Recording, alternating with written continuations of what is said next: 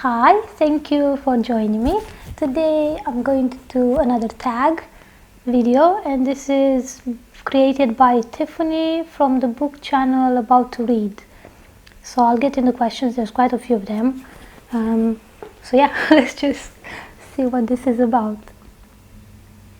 And yeah, the tag is called Reader Problems Tag. So let's see. Number 1. You have 20,000 books on your TBR. How in the world do you decide what to read next? 20,000 books. Oh my God! It makes me think about Jules Verne, 20,000 Leagues Under the Sea. I guess I would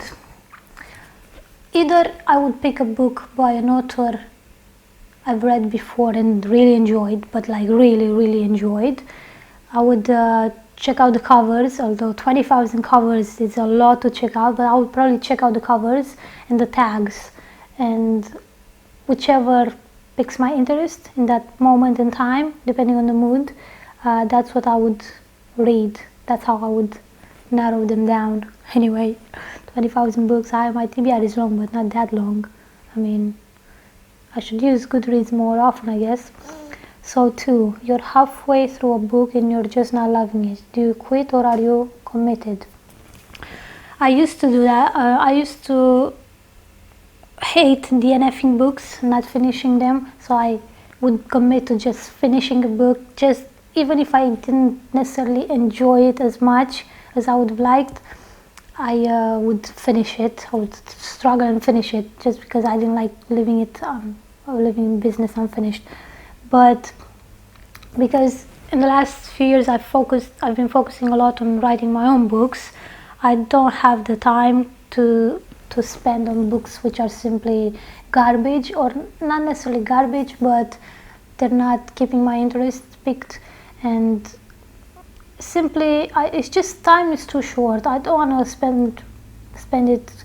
waste it on reading stuff that's simply boring, or that doesn't educate me in some way, doesn't improve my own writing style, because that's why I read for 2 reasons: for enjoyment as a reader, and as a writer to improve my own writing. So yeah, if a book doesn't keep me interested, I put it down. Maybe it's not necessarily that I don't finish it forever, I give it up. Maybe I'm going through a mood and I don't enjoy that kind of story momentarily. So yeah, but yeah, I can quit momentarily and come back to it, or simply if I think the book is not worth it, I might, give it away. Or although I feel bad giving books away that I do not like, because who knows, and the person whom you give it to, they might think, oh, it's a great book, they gave it to me, and then it's not that great. So I usually give them to charity or to book shops, and where I can find a nicer book to read. The end of the year is coming and you're so close but so far away on your Goodreads reading challenge. Do you try to catch up, and how? This is fun because I actually have a Goodreads challenge and I've got 50 books in it, and it's not too much, not too little in my opinion. So I was thinking, because I'm already behind because of projects I'm doing and stuff, so I was thinking to catch up I will be reading lots of kids books, because I love kids books. Just the other day I found this book in a shop in Manchester called How to Make Friends with a Ghost. It's written and illustrated by Rebecca Green, I think. Lovely book. I read it in a few minutes. So I was thinking I'll read lots of kids books that I find interesting, and either that and find novels, short novels or novellas, and read them. I found a couple of weeks ago a book called, I think, The Professor. It's written by a Japanese lady author, I think, and I love the writing style, so I'm looking forward to reading that. So yeah, that's what I would do, reading lots of kids books, but illustrated, not 12-year-olds, those can be long, illustrated kids books, and novellas. I wouldn't read 400 pages books to try to get on with a challenge, because that wouldn't work. 4. The covers of a series you love do not match. How do you cope? I don't read that many series, so I don't think it would bother me. I guess if I were to read, for example, fantasy, and the cover is very beautiful, and then the second book or the third book, the cover looks like it's a different genre, it would probably make me question what went wrong or what happened there. Like, it's a different book or different story, but it would confuse me in that regard, like what happened. But it doesn't bother me. I mean, if I picked a book and then I find out it's part of a series, I usually, if I love the story, I just go and read the story. For example, if you have a cover which is completely black and you have the title written in white, you're not gonna know, like, oh, it's design. It's just, you read the story, you don't read. But I can see how some people who read series, they would be pissed off. Yeah, I guess it helps to navigate, but I'm not that bothered. So yeah, I would cope well with that. 5. Everyone and their mother loves a book you really don't like. Who do you bond with over shared feelings? I guess I would bond with other people on BookTube, for example, who do not agree with those people who love that book. I mean, I would bond with myself if not. Like, if someone likes a book that I think I've read it and I think it's not to such a high level, or it's even worse, it's crap, I just make my opinion known if it's asked of me, or if the book deals with serious issues that I think they need to be addressed, I make my point. I don't even need to be asked about it. If I think it's something negative or bad, I make my ideas known. So yeah, I'm sure there's other people who do that on BookTube, so I would find plenty to bond with. 6. You're reading a book and you're about to start crying in public. How do you deal? Simply, I would probably, normally I read, there's a table in front of me, right? So I would probably put my hand down and just take a moment or a couple of minutes. I try not to cry in public. I mean, if it happens, it happens. I have nothing against it. Like, it's just, sometimes I know people can be made like uncomfortable if that happens, so I try not to do it. But if I read something and it really touches me, it's just gonna happen. I'm gonna let the tears run down my face. That's how I deal with it. You don't want to hold feelings inside, because if they make muscles, right? Especially if they're negative feelings. 7. A sequel of a book you love just came out, but you've forgotten a lot from the prior novel. Will you reread the book, skip the sequel, try to find a synopsis on Goodreads, cry in frustration? I will not reread the book. I very rarely reread books. What I do, I usually highlight my passages in the book that I really want to reread, because the writing style, what they've captured, what the author captured in those phrases, with those words, really touched me, so I want to remember that. But I rarely reread an entire book. There are so many books to be read, I can't really, yeah. And if I've forgotten what happened, no, I don't skip the sequel, because I mean, if I've forgotten what happened, it means the book wasn't that memorable. So, for example, where is it? I've read Shantaram, it's here. I've read this book like 9 years ago, and then I think in 2013 the author brought The Mountain Shadow by Gregory David Roberts. He brought The Mountain Shadow, which was the sequel to Shantaram, and I kind of forgotten what happened to some of the characters or where they left off. So I think I remember I read the ending again, which is, I think, in my opinion, one of the best endings in Shantaram, one of the best endings in a book I've ever read. Simply, it was absolutely wonderfully written, and I've spoken about this in my other videos. So yeah, I think I might have done that just to refresh my memory what happened. But yeah, no, I would read the sequel if the first book was nice. I would read the sequel, and maybe to refresh my memory, I would read a synopsis of the first book. For example, this book was perfectly okay on its own. It was a great book, so I didn't felt like it was necessary to bring this book out. But you could read them separate.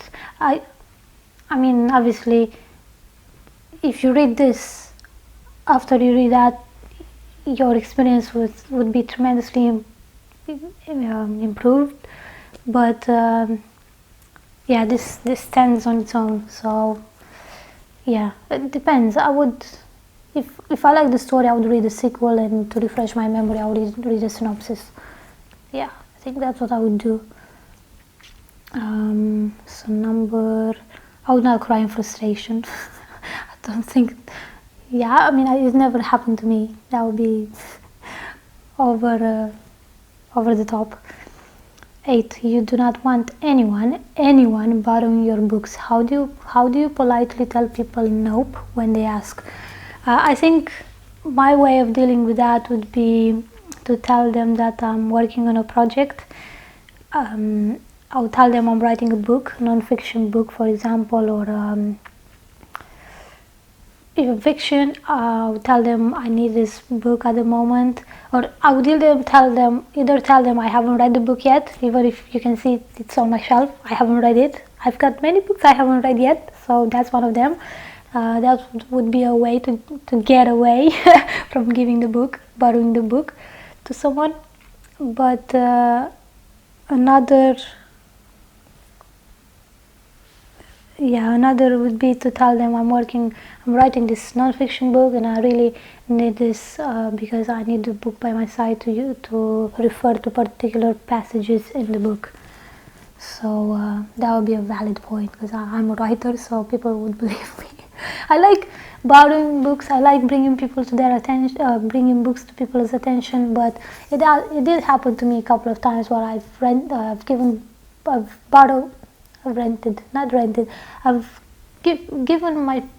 some of my friends books to read because they were looking for something to read, and it took them years. In one case in particular, it took them 2 years to bring the books back, and I'm not even sure they've read them. So I don't like to give my own books anymore. I just recommend them and advise them to find them in charity shops if they can afford to buy them. 9. Reading ADD. Is that addictive? Or you've picked up and put down 5 books in the last month. How do you get over your reading slump? That does happen to me, unfortunately, because I'm working on my own books. I'm writing my own books. I tend to, for example, download samples on Kindle, read the first chapter, usually the first chapter, or the free sample. And if I like it, sometimes I buy the book immediately, but other times I don't. I just read it to see if I like the writing style, and I don't buy the book. So that book stays on my Kindle shelf, I guess you'd say, for a while until I decide to read it, or sometimes I just forget about it. Maybe it wasn't that memorable. So yeah, I do pick sometimes books. I buy them actually, and they're just on my shelf. To get over that slump, I guess I would, that's how I would do it. I've recently started reading To Kill a Mockingbird, and I've started reading this a couple of times, and I was just like, I have this thing when if a book is a classic, I just tend to not want to read it. I don't want to read what everyone else is reading. But it did happen to me with The Great Gatsby. I put it off from reading for a long time, and then one day I found it in a bookshop, and I wanted to read it, so I read it and loved it absolutely. It's one of my favorite books to date, and this has started to become one of them. I've recently started it again, and I'm only 12 pages in, but I'm further than before, and I'm already engaged with the characters. I already love the main characters, and when that happens, it's hard for someone like me anyway, for me anyway, to put a book down. So if I'm far enough in the story that I feel like the characters are already alive. They kind of whisper in my head, and I can't just put them off. I have to read them. So that's a very good way to get over a reading slump. But you have to find a good book. If not, it just sometimes you want to push yourself. But again, I wouldn't recommend necessarily to force yourself. If you don't feel like reading, maybe there's a reason for it. Maybe you just need some time to relax and do something else. Reading is for enjoyment as much as it is for education. So don't force yourself. If a book is crap and it makes you not want to read it, don't read it.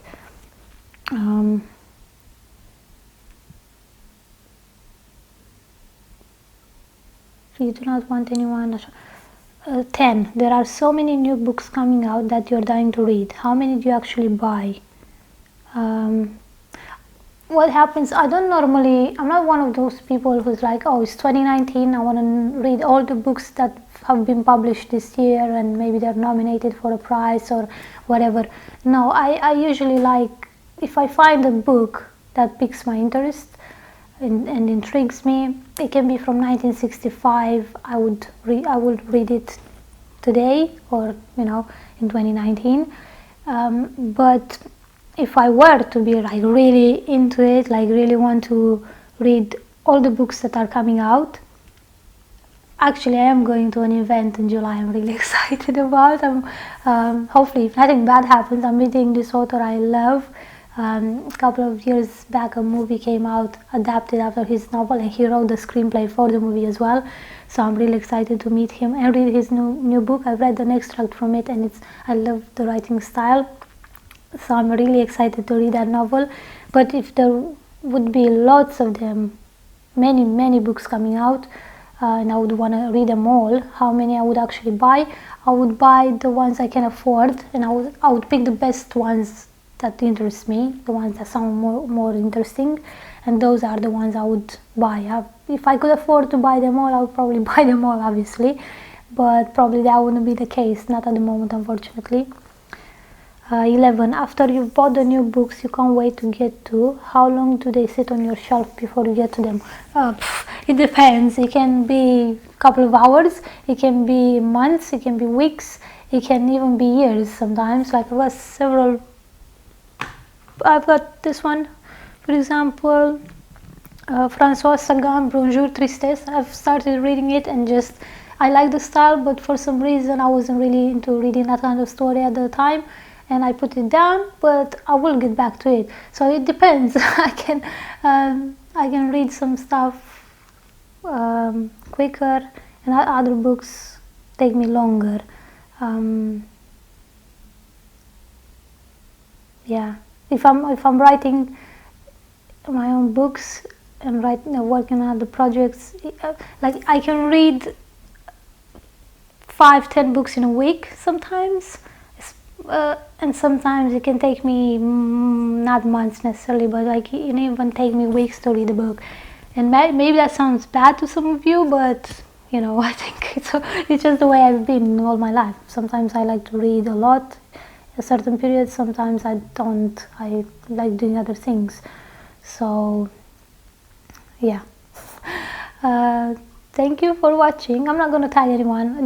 These were really nice questions, but because I had technical difficulties earlier with my sound, it didn't record properly. I had to redo it, so I didn't sound as excited doing this. And I'm so annoyed because the one I did previous, it was so exciting. I was so excited because I've read the questions for the first time, and they're really good questions. Because usually sometimes you get tags and they're repetitive, or they're just like so specific that they're like kind of annoying. But these were like interesting questions. So if anyone wants to sees me doing this, if you want to do it, just do it. Let me know you've done it. Tag Tiffany from About to Read, because she did the tag originally. So yeah, I'd love to see what your answers are to these questions. Thanks again for watching, and I'll see you again in my next video. Take care.